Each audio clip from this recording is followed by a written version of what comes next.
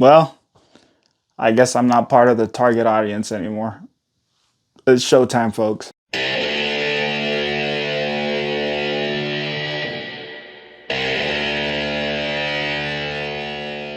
So Kung Fu Panda 4 just dropped a couple of days ago, and it follows the Dragon Warrior Po trying to select his new heir to the position after being told by Master Shifu that it's time to, move on to bigger and better things. Now, I gotta say, guys, going into this film, I really wasn't expecting much. Kung Fu Panda has always been I thought it was a pretty solid trilogy as a whole.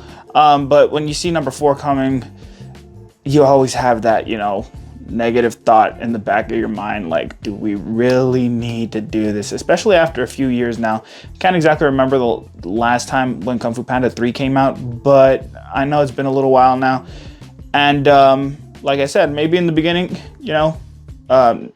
we were part of the target audience, and now, at least me, definitely am probably not part of the target audience. So just keep that in mind with when I say the things I'm about to say about this film. Now, like I said, we're gonna have pros and cons of this, and you guys can make your determination based off of whatever I say. These are my own personal opinions. You guys might have a completely different thoughts on the movie, but I digress. Let's continue. So, starting off with our pros, Jack Black. I mean, guys, we know Jack Black is always going to give it 110%, and he does not change his energy at all for Po. Jack Black always brings the best he can to a role. I always feel like whenever I hear Jack Black's name, or once I hear his voice, that energy comes right through. And it's something that I really enjoyed about Kung Fu Panda in general. Even when I was a kid, you hear Jack Black's energy, his happiness shine through his roles through 1, 2, and 3 of Kung Fu Panda. And in 4, it's no different. You definitely feel him back, and he's the star of the film. As far as I'm concerned anyway, he's the main focus. He's what draws, especially people like me who aren't necessarily in the target audience anymore. It brings me back to the film and makes me a little bit more willing to go check it out. So I definitely was happy with Jack Black's performance, even though, as we'll get into a little bit later, it wasn't exactly perfect. Getting to our second pro, the music. I've always been a huge fan, especially of Hans Zimmer. Hans Zimmer, anything that he's involved in usually slaps. I really like anything that's involved. And Kung Fu Panda has always been great on the music front, and I think a lot of people need to give music a lot more credit as far as when it comes to storytelling and whatnot. And in this film, it's no exception to the rule. Music is great, and it plays a huge role in the film and really builds in the atmosphere of what's going on. And my last pro of this film is that certain bits in the movie, as far as comedy goes, work, and they're pretty funny. There was even a lady that was laughing quite a bit out loud during the movie. And for me, there were certain parts that worked too. It got a couple of chuckles out of me, even if it's just in a child comedy kind of way. It was entertaining in certain bits, but that's where we start to see a little bit of the shortcomings, because this is only bits of the movie that are actually hitting comedically, especially for adults. I'm sure for kids it's a fun time.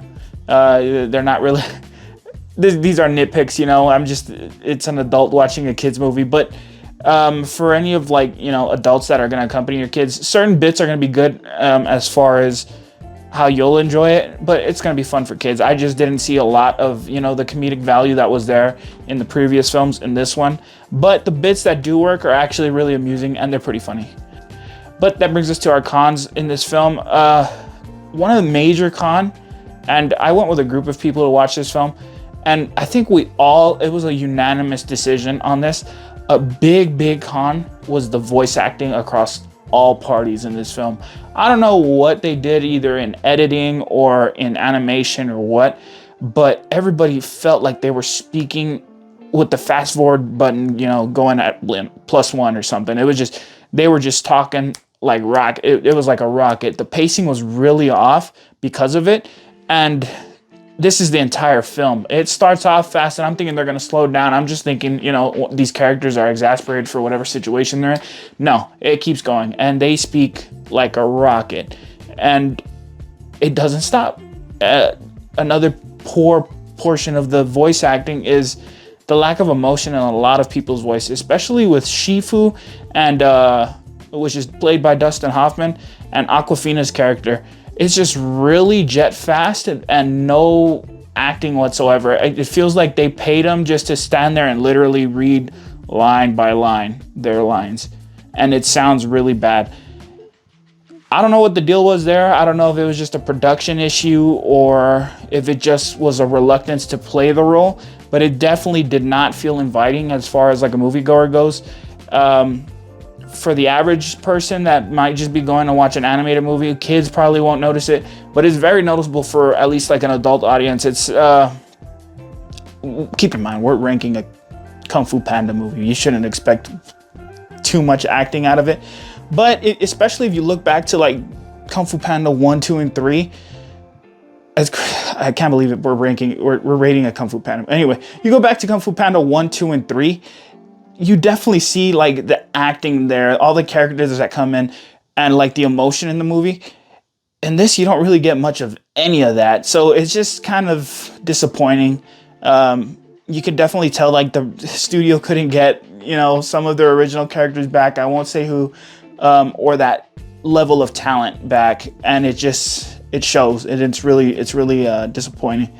Another con I have about this film is the animation style. So this goes back again. It might just be me being the old guy in the theater, being like back in my day. Like I'm saying, maybe I'm not the target audience anymore or something like that. But you go back to Kung Fu Panda 1, 2, and 3, you have something artistic being displayed as far as the animation goes.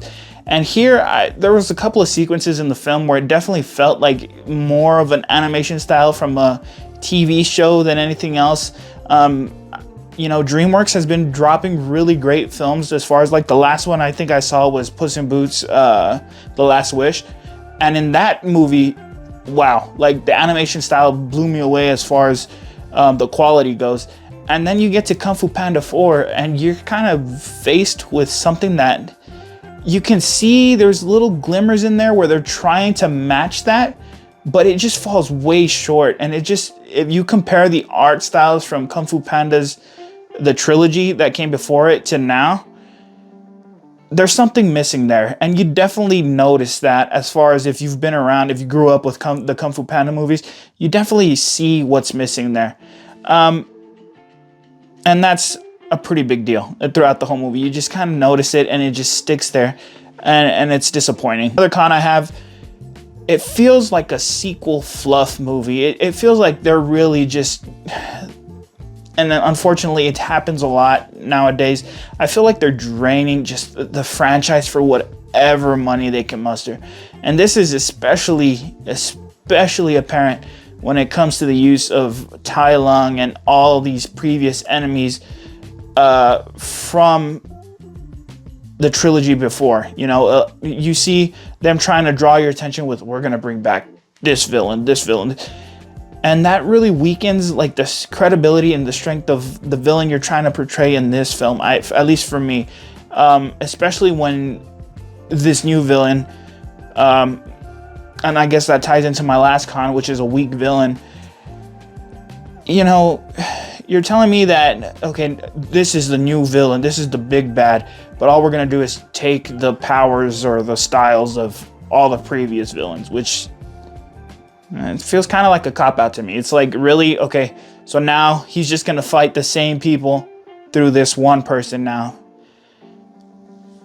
Again, it's a kid's movie. I'm nitpicking, but hey, that's why you watch this. You watch this for the pros and the cons, all right? I'm not gonna pull the punches just because it's a kid's movie. This is a kung fu movie. What did you expect? You thought I was gonna like stop?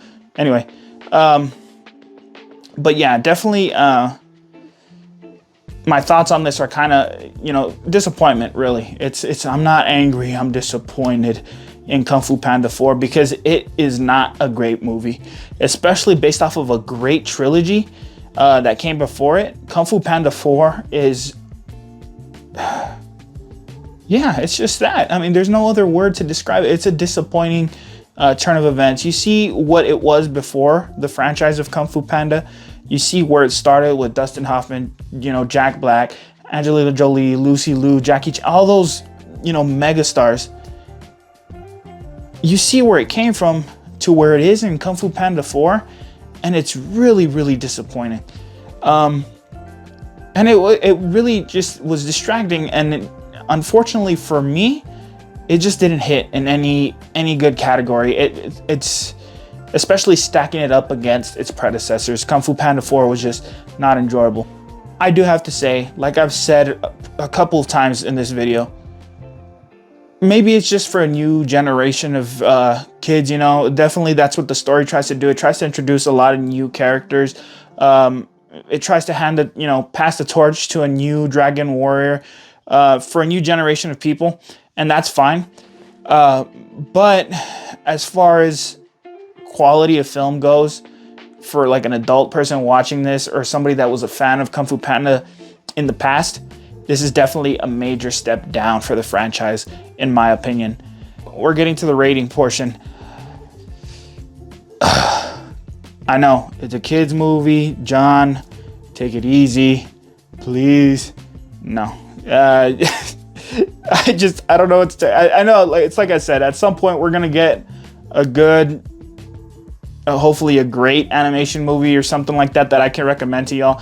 But this really felt like just a money grab. Unfortunately, that's what it felt like. It felt like this is a reliable franchise. We've seen good turnout for this. We know we could get people to show up in the theaters. We're going to tease previous villains from the past to get people that were fans before to come back to the theater. And we're going to bring Jack Black back. But we're not going to bring anybody else. We're just going to bring him and, Master Shifu back. It just didn't work.